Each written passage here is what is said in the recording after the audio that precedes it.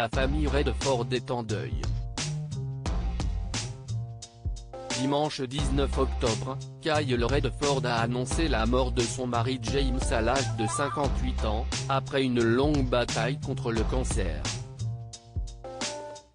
Une nouvelle dévastatrice pour Robert Redford, qui en 1957 avait déjà fait face à la mort de l'un de ses fils, Scott Anthony, victime de mort subite du nourrisson.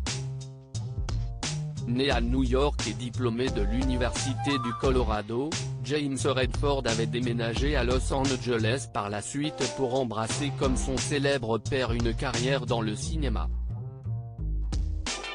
Après un passage timide devant la caméra, s'y est finalement en tant que scénariste qu'il s'est illustré, avec des films comme Cowboy Up, mais aussi dans la production et la réalisation de documentaires comme Resilience, Paper Tigers ou encore Toxic Hot.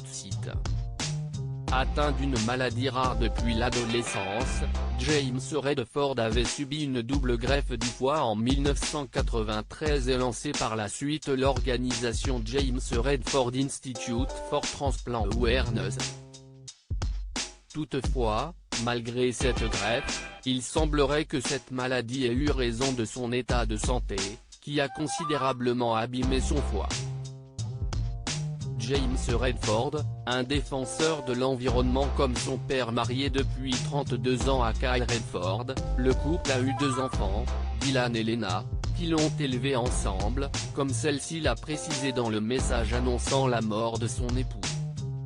Mais outre l'envie comme son père de se lancer dans le cinéma, James Redford partageait également avec Robert Redford son goût pour la défense de l'environnement, comme l'ont souligné les pompiers de San Francisco, qui l'ont ainsi décrit comme un véritable humanitaire avec un intérêt profond pour la santé et la sécurité des pompiers, ainsi que la défense de notre environnement.